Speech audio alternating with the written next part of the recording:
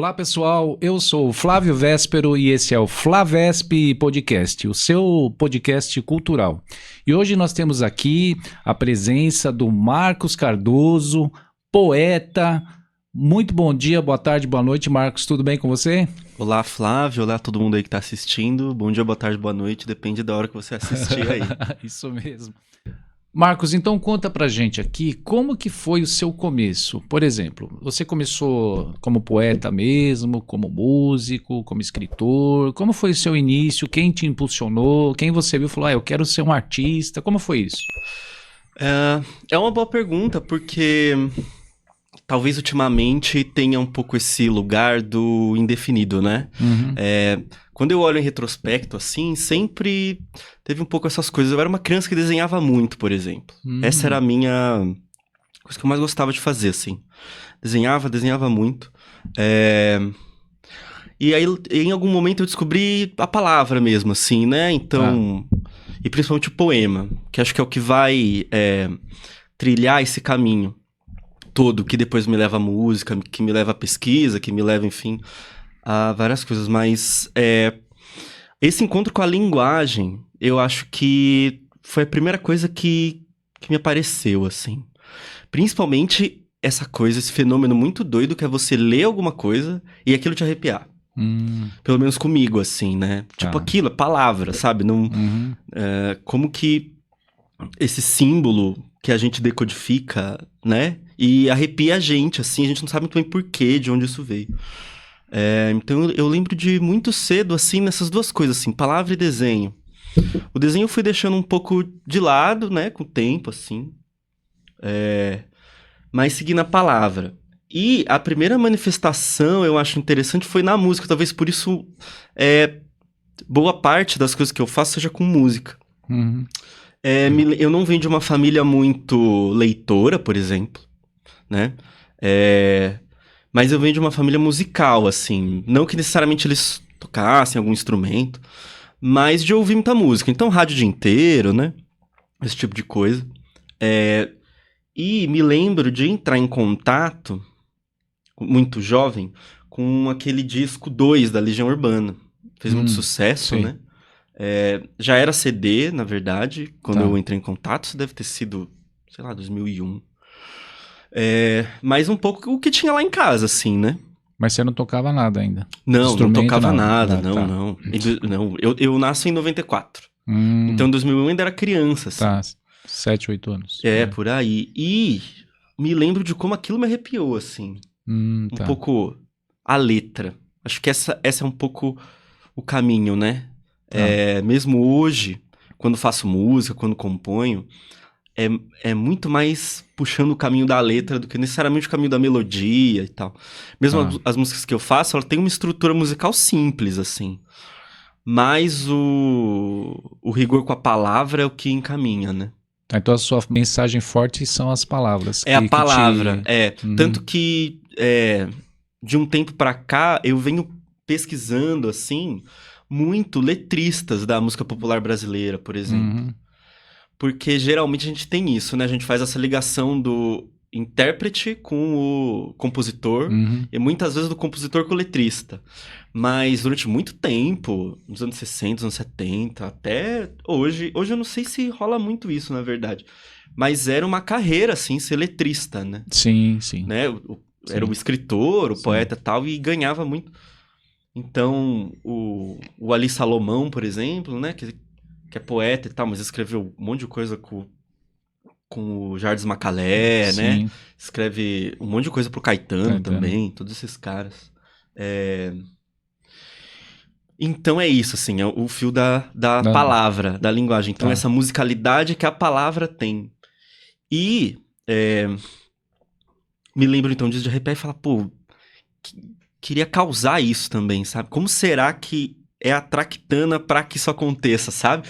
Porque você tá muito lá ouvindo, sentindo, mas você quer fazer, né? Acho que é um pouco essa a coisa. E logo tentei fazer música, assim. Primeiro quis tocar bateria, aí bateria é muito caro, muito barulhento, tem que ter espaço e tal. Mas você tinha apoio da família pra... Como é que era? Mais ou certo menos? apoio, Tá. não era uma coisa assim do tipo, vamos lá, te apoio. Uhum.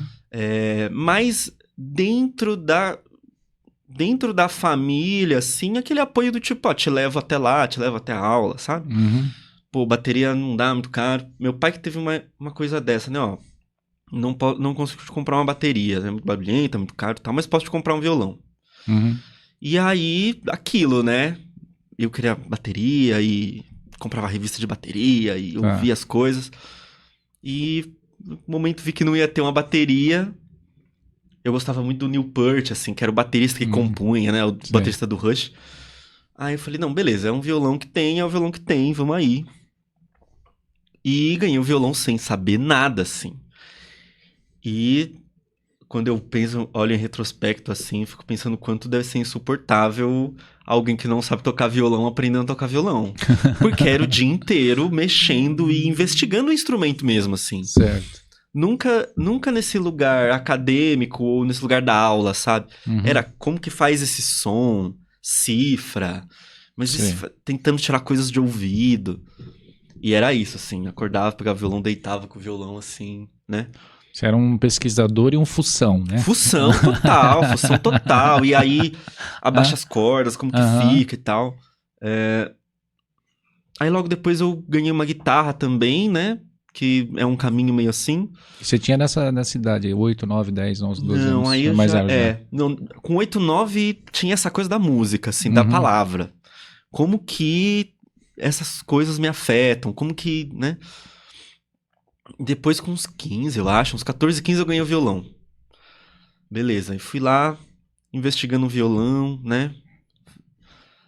Estudando e tal. E aí eu consegui fazer um pouco essa junção, porque mesmo na época que eu queria tocar bateria e depois tentei Uhum. tocar baixo, tinha coisa da composição, assim. Por não ter muito saco pra tocar a música dos outros. E aí, puta, essa música aqui do Caetano é muito legal, mas é muito difícil tocar. Uhum. Então eu vou tentar criar minhas músicas, assim, sabe?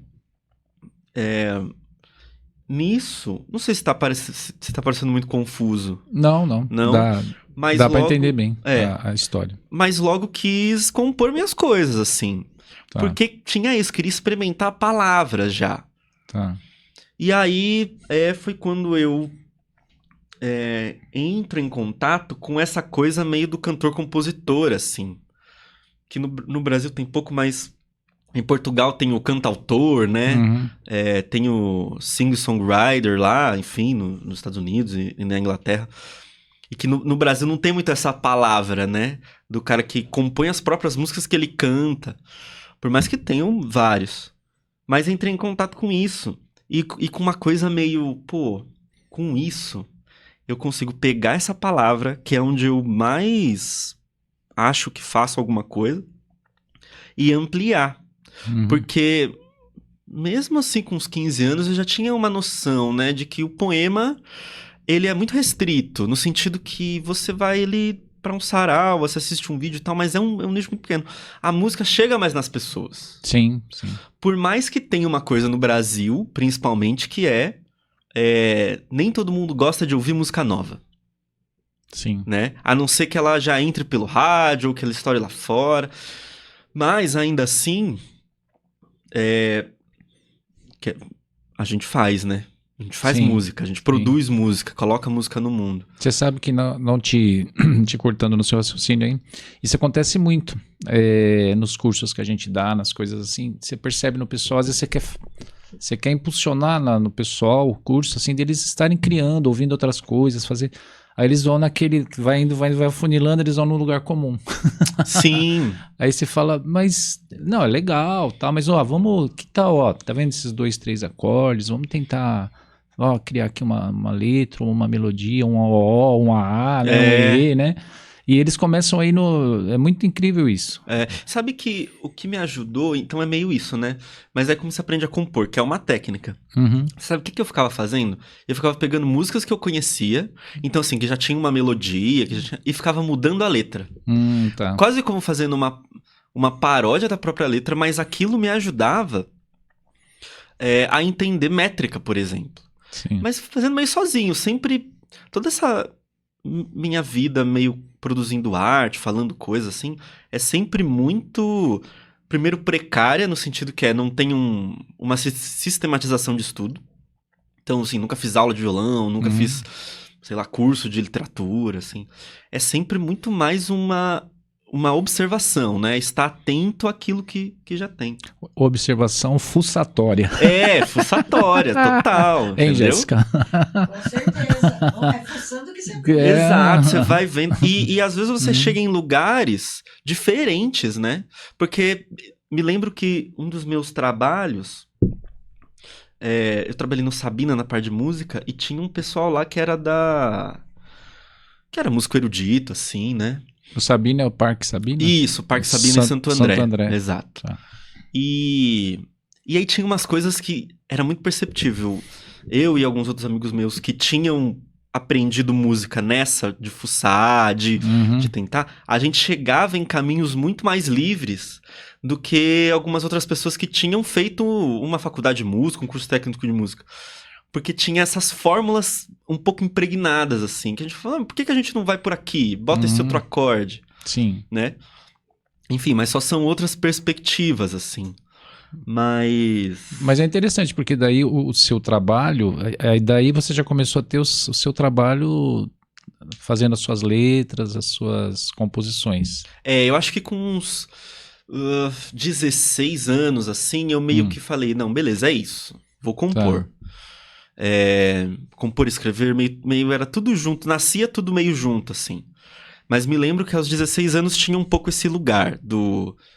Tem meu violão, vou botar meu violão nas costas e vou procurar quem queira compor.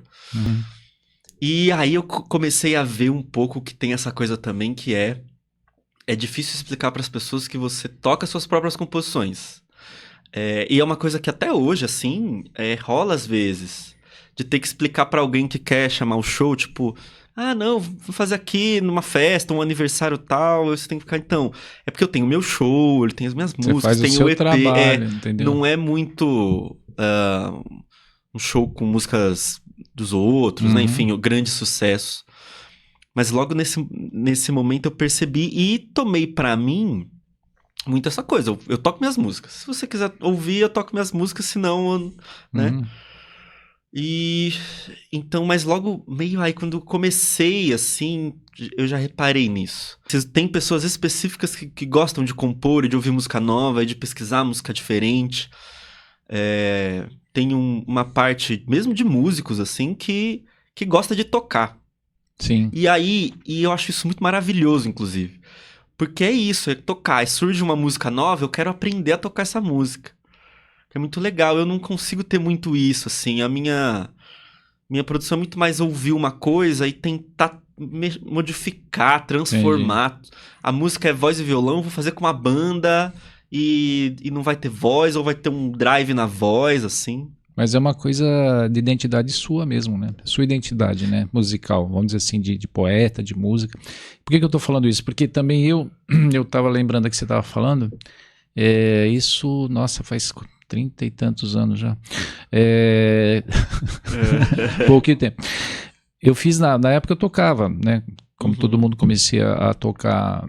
E tinha um amigo, o Sebastião, que era da Bahia, que o nome dele era apelido Leto, né? E por uma coincidência, o Juliano era da mesma cidade e conheci ele lá.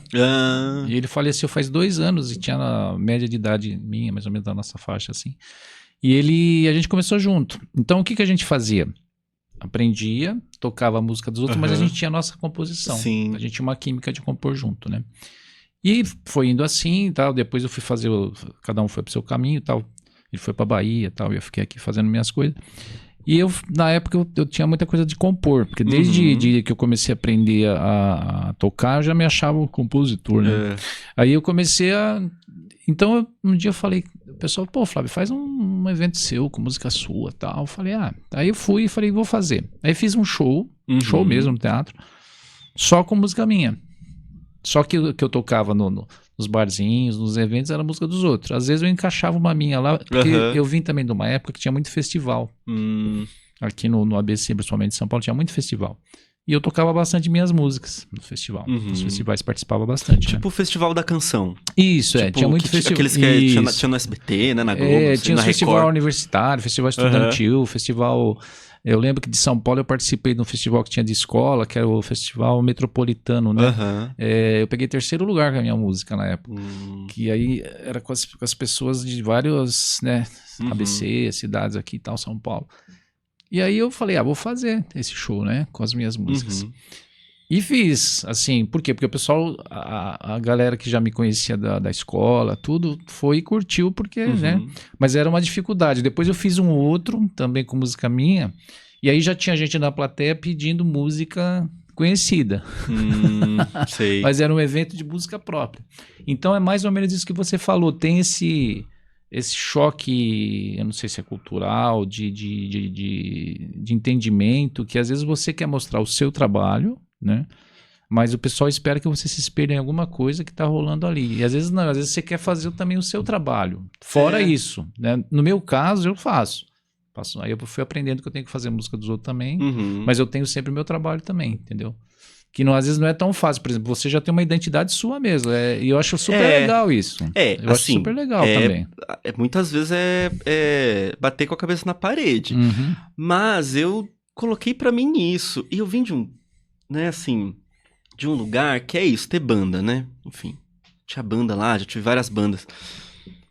E que já era um lance assim, não, a gente toca nossas músicas. Não tem isso, sabe? É a música que a gente faz. Que isso era muito forte, pelo menos nesse circuito aí, 2015, de bandas do ABC, assim, independente, sabe? Uma coisa muito independente, assim, não, a gente faz nossas músicas. Tanto isso. Só que rolava e ainda rola, né? Um pouco com banda, esse lugar de... você vende tantos ingressos, e aí quanto mais ingressos você vende, você tá mais perto da banda principal. O que eu e a galera das bandas todas que eu participei, eu já não gostava muito, assim, sabe? Porque, pô, a relação vira outra, né?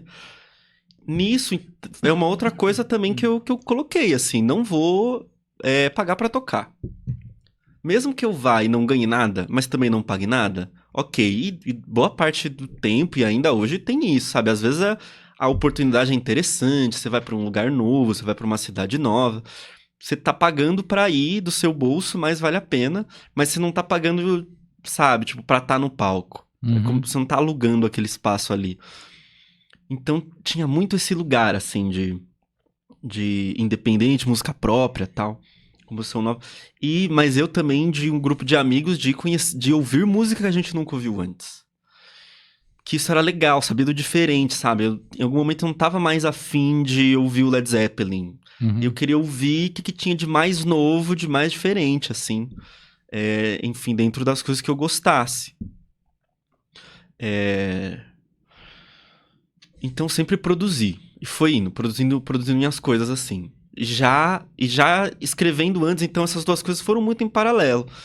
Eu em algum momento percebi que eu fui pra música porque eu queria investigar também a palavra, né, a letra da música, e o que ela falava em outro lugar, assim. E você sempre foi sozinho escrevendo, ou você teve alguma parceria de música, de letra? Não, eu sempre...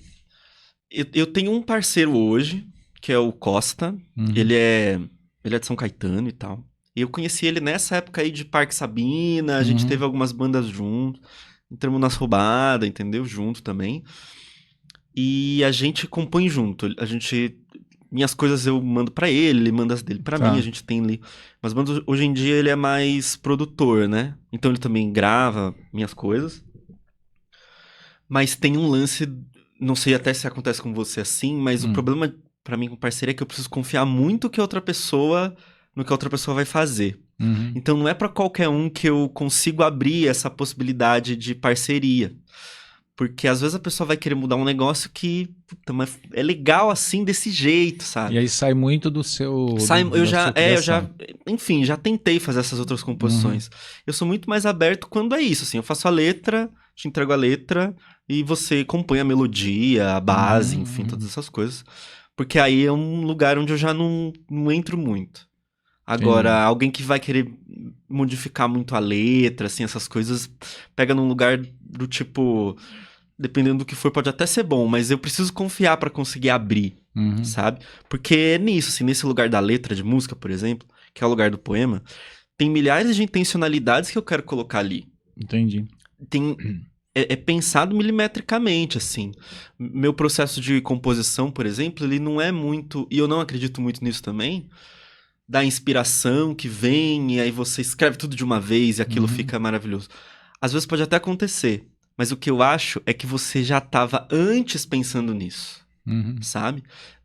A coisa que acontece de uma hora para outra, de uma vez só, ela tá há muito tempo sendo maturada, Sim. mesmo que você não esteja ali focado.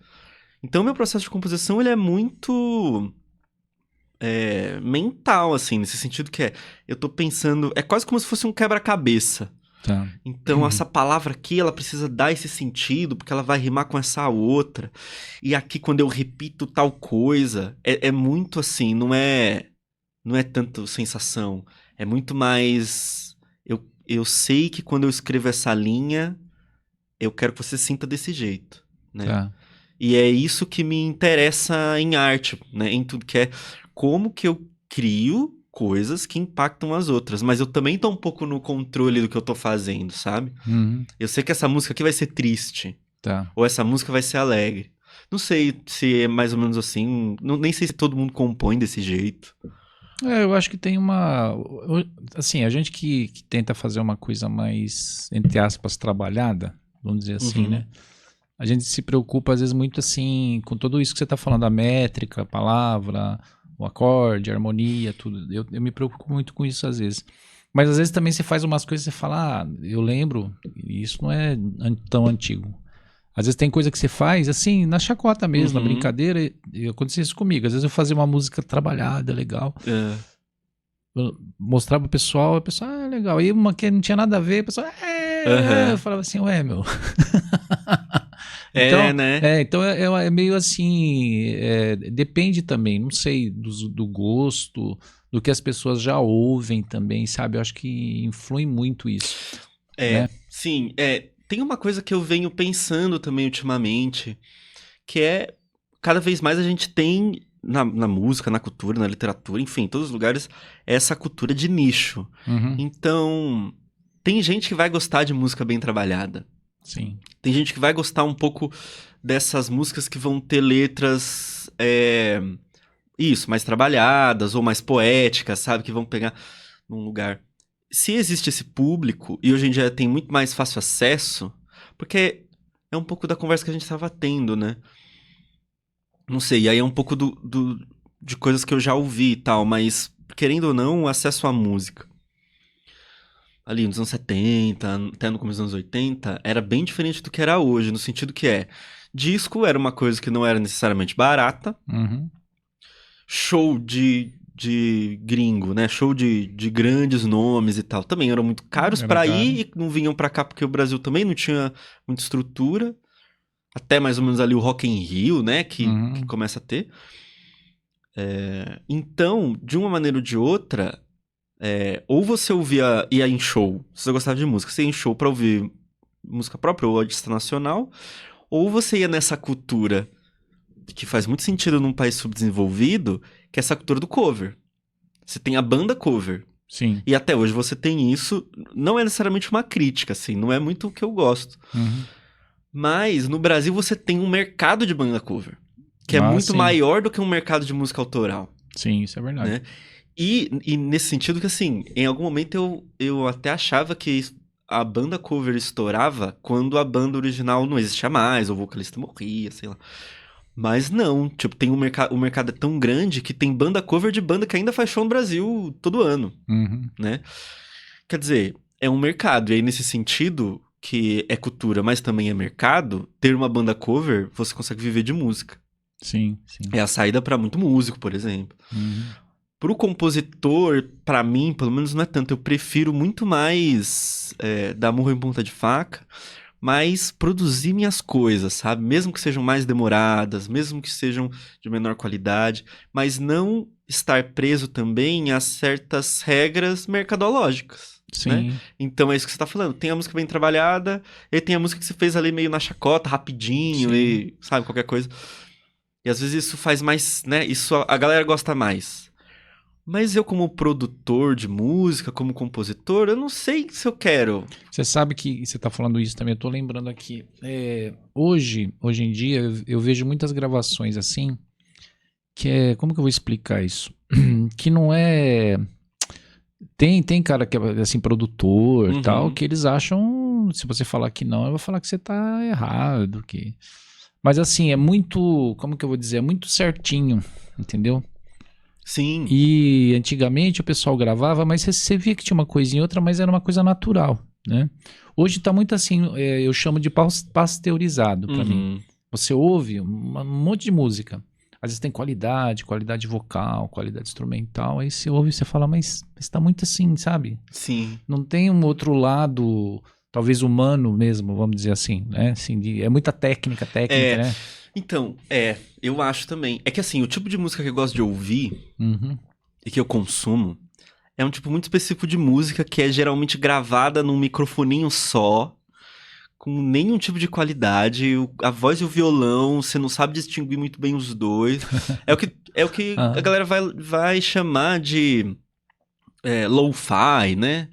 Hoje tem um pouco mais esse gênero, né, de lo-fi que tem a ver com tecladinhos e tal, que vem um pouco de uma música oriental, japonesa, ali, uma música produzida por ali. Mas esse lo-fi que eu gosto muito é isso, assim, é quase como se você estivesse ouvindo um disco só de demos, sabe? Aquela coisa que você grava no celular só pra não esquecer. Isso me encanta muito porque o que me interessa é quando erra. O que me interessa é quando desafina. O que me interessa é quando tá meio sujo, meio mal gravado, porque, pô, parece real, sabe? Eu que já participei de gravações, enfim, em estúdio e tal, que você grava lá pista por pista, Sim. pra depois, aí você consegue melhorar aqui, aí depois você mixa nas trilhas. É um tipo de gravação, né? É um tipo de coisa que foi colocado pra gente, inclusive, por conta do mercado fonográfico, de que, sim, isso toca no rádio. Mas, tipo, é isso. Às vezes, sei lá, você pega uns discos... Os discos dos Beatles, vai. Que foi tudo explorado. Eu gosto muito mais das versões demo, dos outtakes, assim, dos erros e tal. Isso me interessa muito mais do que essa coisa muito bem produzida. Sim. E talvez seja por isso, assim, porque é isso que me arrepia. Entendi. Sabe? Essa coisa real, assim. Tanto que, por mais que eu grave, eu acho que eu performo muito melhor em show. Porque eu erro. Porque você faz desse erro estética, né? Então, eu nunca fiz aula de canto, por exemplo, nem nunca fiz aula de violão. Então, meio que o jeito que eu toco, o jeito que eu canto, é esse jeito que você bem pessoal, né? encontrou, bem sabe? Pessoal. E tentar transformar isso numa característica. Então, tem uma entrevista muito famosa, acho que até pro Roda Viva, do Arnaldo Antunes, que eu assisti uma vez, que questionam ele, né? Porque o seu registro vocal, porque... E insinuam, assim, meio tipo, que ele não canta bem. E aí ele dá uma explicação, assim, gigantesca, de tipo, o que é gosto, o que é expectativa, o que não é, o jeito que eu canto, que eu escolho cantar. Então, acho que todas essas coisas giram, né? Então, no meu trabalho, e aí, né, voltando um pouco aqui pra linha narrativa, desde muito cedo, eu tentei transformar essas coisas. Então, assim, é isso. É não saber tocar direito, é não saber cantar direito, e ir atrás desses artistas que não estavam buscando esse primor estético, mas muito mais esse sentimento. Mas que tem uma mensagem, né? E que tem uma mensagem, que tem ali uma coisa, assim. E que geralmente é isso, vão gravar as musiquinhas dele naqueles microfonezinho branco de computador e tal. E fui nisso, assim, e compondo, e sempre compondo e escrevendo, acho que essas duas principais coisas. E você tem muita música sua?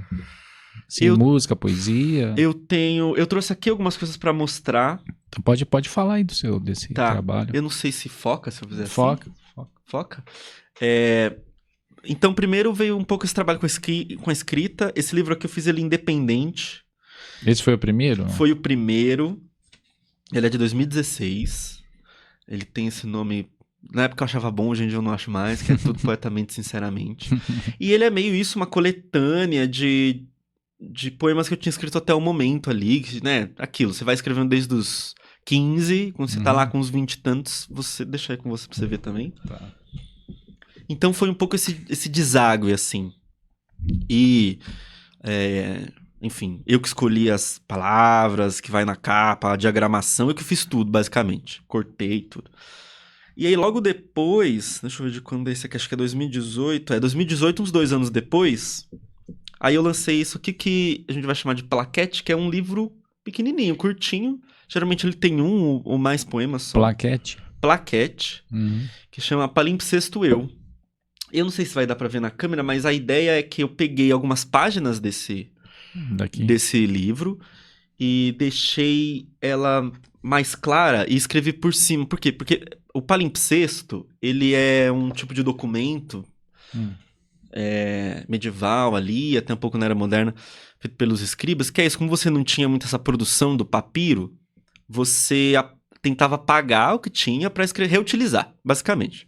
Reutilizar o papel. Só que nisso ficava um pouco atrás, né? O que estava escrito anteriormente. E aí eu tentei um pouco fazer essa ideia de como a gente é palimpsesto. Então a gente tem uma vida e depois a gente vai para outro lugar e sempre tem esses resquícios, né? E aí eu tentei fazer essa coisa mais visual, assim. Então, deixa eu ver se eu consigo falar isso aqui. Palimpsesto Eu. Isso. Marcos Cardoso. Palimpsesto Eu. Né? E isso 2018. E tudo independente, então tudo eu que diagramei, eu que cortei, eu que pensei o papel, eu que pensei o formato, tudo sozinho, assim. Depois eu me frustrei um pouco com essa coisa de livro, assim, porque é muito caro, é muito demorado, é um mercado editorial, né? E aí tudo que eu escrevi eu comecei a mandar para revistas eletrônicas, na verdade. Então, depois da era dos blogs, assim, você tem editoras e revistas que estão no online e que publicam os poemas e tal, você consegue ali ter uma certa visibilidade. Aí eu comecei a mandar pra lá, como teste também. Só que esses 2 poemas, primeiro, eu acho eles muito rudimentares, porque eles são isso, a gente tentando, né? Tem uma coisa... É um pouco um corte negativo olhar por esse lado, mas eu acho muito legal que, assim... Quando a gente fala em arte, principalmente, a gente tem muita referência. E a gente sempre tem aquelas pessoas, aqueles artistas, independente da linguagem, que a gente quer chegar. E a primeira coisa que a gente faz é a mimese, no sentido que é isso, a gente quer copiar. Então tem lá, você gosta do David Bowie, e você começa a tocar, você quer tocar igual o David Bowie, as músicas do David Bowie e tal. O que faz você ter as suas características é justamente não conseguir ser o David Bowie, mas tentar. Nesse sentido, o que eu acho interessante dessa visão é que é isso, sim. A gente tenta e a gente só consegue ser o que a gente é. Mas muitas vezes a vida inteira a gente só tá querendo ser o Jimmy Page, a gente só tá querendo ser o Renato Russo, a gente só tá querendo ser o David Bowie, mas não consegue, sabe? E quando a gente percebe que isso é característica, aí que a gente dá um passo, porque a gente usa aquilo, se transforma em referência para o que a gente consegue fazer, qual que é o nosso registro vocal, qual que é a nossa técnica, o que a gente consegue escrever, qual que é a nossa linguagem, né, nesse sentido. E comecei a mandar.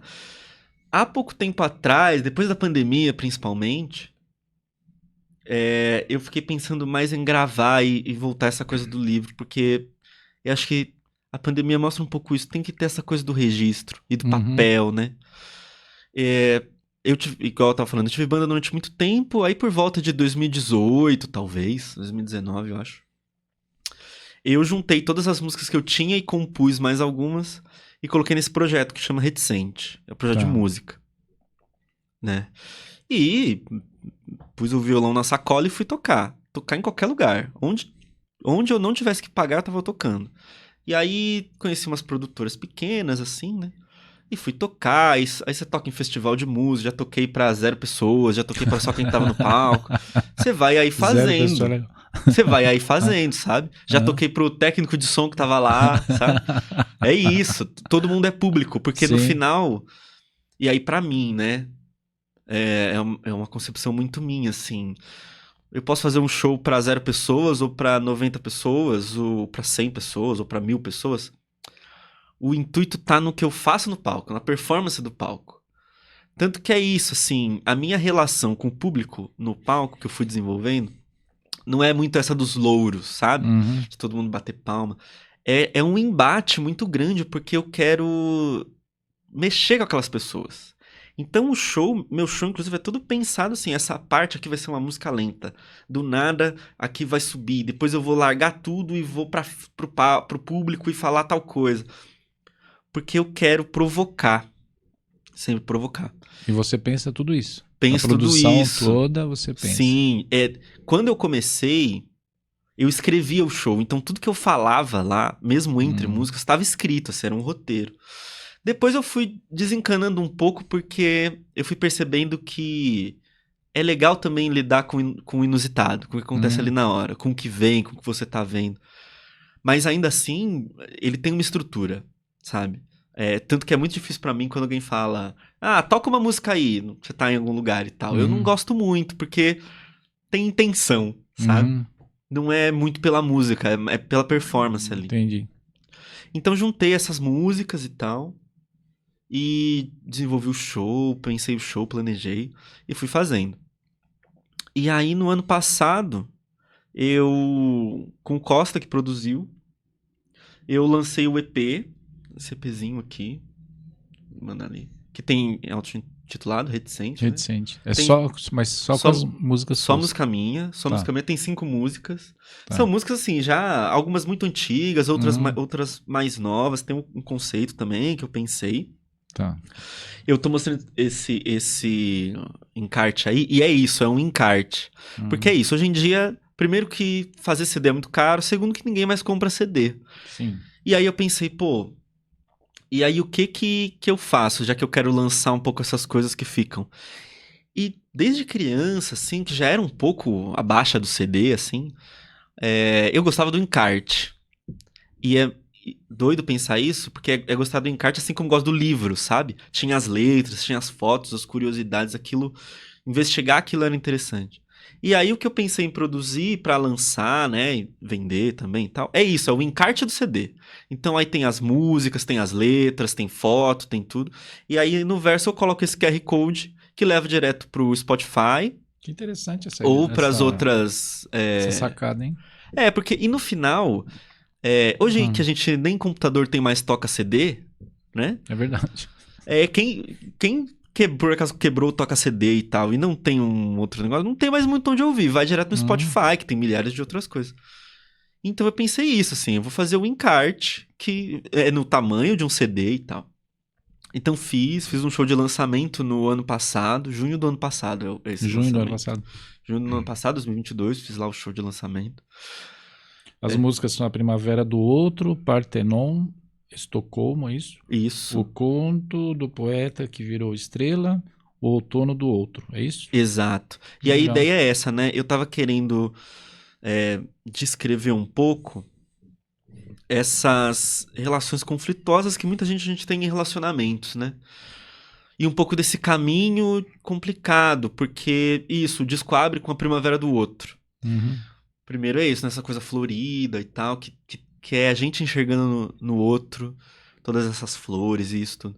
E aí mais uma balada, sabe, não sei o quê. E aí vai passando por processos e tudo da vida, e no final a música termina com o outono do outro, que é justamente como essas flores murcham, né? E você tem aí um outro ciclo. Não necessariamente é um final. Tanto que a música ela vai descrevendo um pouco essas coisas, né? Ela começa meio entrando nas tuas entranhas, eu te estranhei.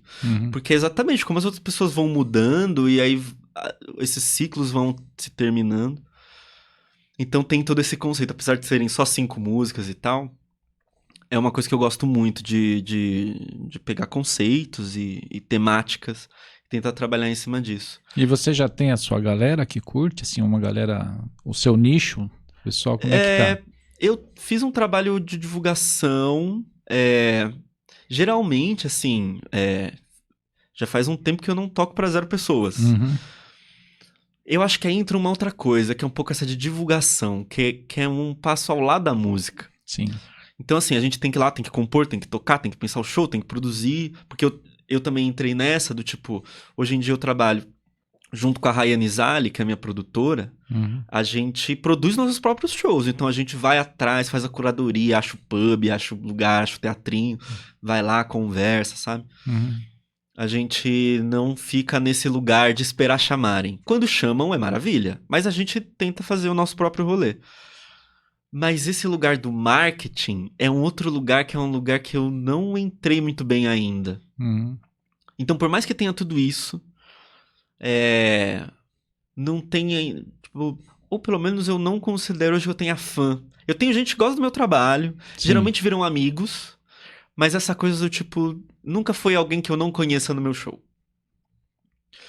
Claro, esse projeto ele já tem aí uns 3 anos... 4 anos, e dentro desses 4 anos, 2 foram de pandemia. Então que, né, ninguém conseguiu produzir. Mas a gente tem esse projeto agora, né? Que tipo, é isso, assim. Primeiro que o projeto do ano passado era fazer muito show. Muito show. Porque são 2 públicos, né? O público que ouve música hoje em dia não é necessariamente o público que vai em show. Tá. Então eu quero conquistar esse público que vai em show. Que gosta de música ao vivo. Que gosta de espetáculo. Entendi. Eu tenho o projeto de ainda esse ano lançar um disco, um segundo EP. Eu tô pensando no conceito ainda. Que eu quero. Esse aí eu falo um pouco sobre fala, né? Que vai terminar o ciclo aqui no livro que eu vou mostrar depois. Mas ele fala um pouco de comunicação. Tá. E o show também é sobre isso. E o próximo passo agora eu quero falar um pouco disso, de identidade. Como a gente... como que a gente constrói identidade, a partir do quê? Então a ideia do próximo show, do próximo disco, eu quero falar sobre alguém que nunca conheceu o mar. E tentar trabalhar essas metáforas. O mar como identidade, o não conhecer o mar, né? Como uma identidade negativa, enfim. Então tô com isso, eu quero ver se eu lanço ainda esse ano. Ou no final do ano, aí alguma coisa. Mas é isso. E aquilo, é o processo. Sentar e escrever enquanto faz todas as outras coisas. Né? Tem toda essa parte de arte, mas há muitos anos já eu tenho um trabalho com educação, né? Então, fui educador de museu há muito tempo. Hoje em dia trabalho lá na Fábrica de Cultura. Que é o ganha-pão, que é o que financia todas essas coisas. Né? Então esse é o seu projeto futuro, esse EP que você tá falando. Isso, que eu quero... Eu já tenho o conceito, eu preciso agora sentar e escrever as músicas e sentar com o Costa. Costa, se eu estiver assistindo, a gente precisa marcar essa reunião. Porque aí ele me ajuda nessa, né? E acho que o último projeto que eu lancei, que saiu há uns 2 meses, é uma plaquete também, mas agora por editora. É por editora? É por editora, editora Mormaço. Um beijo pra Malu, que talvez esteja me assistindo. A Mormaço é uma editora pequena, independente, de Salvador. Eu escrevo... eles têm uma revista também, e eu escrevo mensalmente pra revista já há uns 2 anos. Um poema por mês. E teve um ciclo de poemas no ano passado que eu escrevi sobre esse título, né? Se a última baleia pelo menos me ouvisse. Tem pela editora, então procurem lá a Mormaço Editorial. A gente fez um evento de lançamento aqui. E eles lançaram esse projeto, né? Que é um livrinho pequeno, ele tem aí 12 poemas. Se a última baleia pelo menos me ouvisse. E eu escrevi essa série de poemas pensando... Eu ainda estava nisso da comunicação, né? Ou da falha de comunicação. De como a gente, às vezes, tenta falar, tenta se comunicar, mas não consegue, por N motivos, né? E a gente passa muito por isso na vida inteira, assim. Sim. E eu ainda nessa lógica, eu encontrei essa ideia, né? Que é isso, tem uma baleia, tem até um documentário sobre ela, que é 52 Hertz, se eu não me engano o nome do documentário. Mas é uma baleia que ela tem uma anomalia ali, genética, e o som que ela emite é numa frequência que não é das outras baleias da espécie dela. Nesse sentido, isso cria a metáfora de alguém que está tentando se comunicar e não consegue, né? Não tem um receptor da mensagem ali. E aí, então pegando a baleia como metáfora, então, isso é uma coisa que eu estava pensando esses dias. Se a última baleia pelo menos me ouvisse, a baleia não é o personagem principal. ela é um interlocutor. É como se eu tentasse conversar agora, então, com essa baleia que não conversa com ninguém. E fiz essa série de poemas aí que é ainda sobre comunicação, né? Que tá falando isso, assim. Todos os poemas caminham por um lugar que sabe quando a gente tem aquela brincadeira de criança de mergulhar na piscina e tentar falar alguma coisa pro outro entender? Não sei se a maioria das pessoas brincam disso e tal, mas eu brincava disso quando era criança. E a graça é essa, você não entender muito bem e subir e tentar falar, você falou parede, você falou futebol e tal. E a grande metáfora desse livro é isso, assim, o quanto muitas vezes mesmo fora d'água a gente tá falando dentro d'água. Certo. E aí compus um pouco essa metáfora, né? E já fechei com Amor Mas, porque isso faz parte de um livro maior, a gente lançou só como se fosse um capítulo. E ainda nesse ano eu também quero ver se eu concluo esse ciclo de lançar o livro todo. Então, talvez aí até o final do ano, no máximo no começo do ano que vem, vai ter aí um livro maior, mais páginas, né? E essa editora é da Bahia? Isso, Se chama Mormaço. Mormaço, exato. Eu bem acho propício esse nome. Muito bom, muito bom. Muito bom. E muito sensíveis, né? Nesse lugar de trabalhar a capa, de trabalhar muito título legal. E tal. Então eu estou dando um pouco esse passo no mercado editorial, junto no mercado da música, né? Que são um pouco esses dois lugares que me permitem trabalhar, no final, isso, mensagem, linguagem, palavra, e que é o mote de tudo que eu faço, assim. Acho que uma coisa que eu descobri muito cedo, aí por volta dos 8, 9 anos, era isso, eu gostava de linguagem, assim, eu sinto, às vezes alguém fala alguma coisa, caraca, isso é muito bom, sabe? E mesmo quando eu fui trabalhar como educador, eu trabalhei durante anos da minha vida como educador de museu, pegando grupos escolares. Ainda é um trabalho com linguagem, porque era fazer um estudo muito acadêmico, sabe? Muito aprofundado sobre uma obra, sobre um período histórico. E transformar isso numa linguagem acessível para criança, principalmente, que era o grupo que eu mais gostava de trabalhar. Ainda é um trabalho com linguagem, ainda é a ourivesaria da palavra, sabe? Ainda como eu pego esses conceitos muito complicados e traduzo em metáforas simples. Então acho que vai um pouco por esse lado, assim. É que você teve essa experiência no Parque Sabina, né? Que também trabalha com muita criança, né? Também jovens, né? Isso. O museu que você trabalhou? Eu trabalhei também no Museu da Imaginação, fica na Lapa, que é um museu infantil, né? Tá. Então, antes disso, é muito doido, né? Porque eu sempre trabalhei com gráfica, assim, né? Então, meus pais, metalúrgicos do ABC e tal, e esse lugar te leva muito para repetir essa vida, né?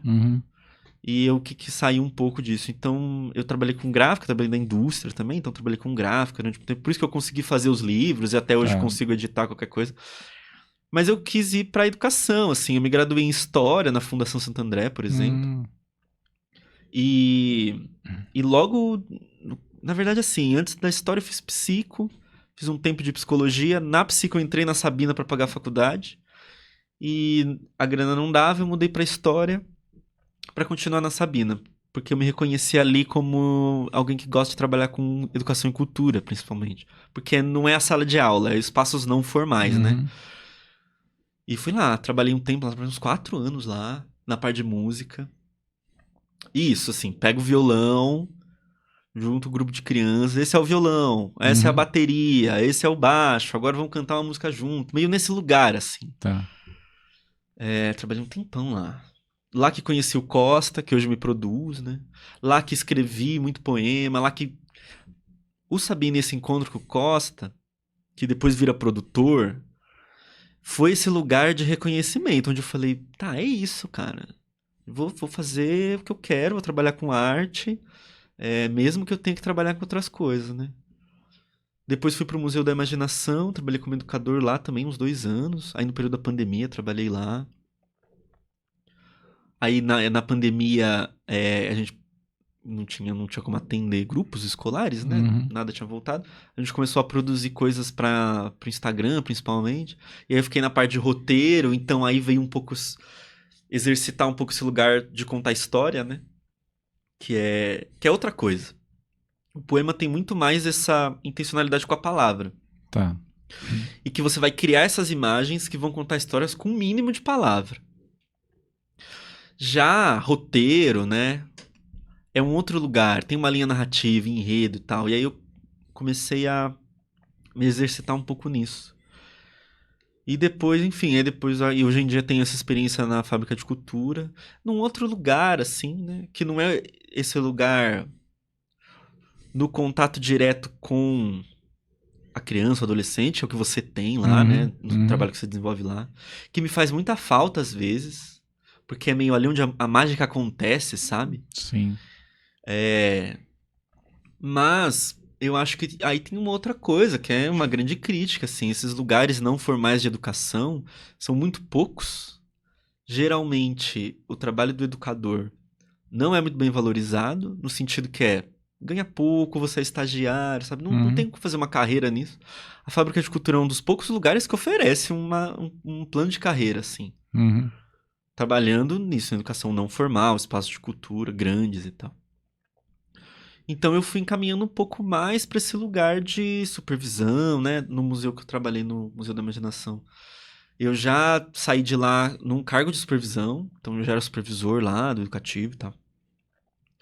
Mas ainda sigo... E aí tem esse lugar formal da educação e tal, né? Esse trabalhinho CLT. Mas é importante porque esses lugares financiam isso. Esse trabalho. Que é o que a gente trabalho deixa, final, né? Seu trabalho. O Ferreira Goulart, eu estudo Ferreira Goulart na faculdade lá, o meu TCC foi sobre ele, e ele tem uma frase, assim, de um poema lá que ele fala, né? Tudo que sobrará de nós será papel impresso. Expande isso para mais coisas, então será disco, será papel impresso, será música no Spotify, sabe? E é isso que sobra no final, sabe? Apesar de a gente estar numa era toda tecnológica, vamos chamar assim, né? O papel ainda... Tipo, eu acho interessante essa coisa da tecnologia, sabe? Tem todos esses vieses que são coisas muito legais. Mas é isso, às vezes, o que eu penso, sabe? Tipo, o Spotify, o Google, o Instagram, esses lugares estão emprestando pra gente esse espaço. Porque se um dia a empresa falir, acabou os discos que você pôs lá. Se você não tiver num HD na sua casa... Ou sabe? O próprio disco, vamos ou chamar o próprio assim, disco, né? sabe? Mas esse tensionamento para cada vez mais tecnologia, inteligência artificial, eu acho que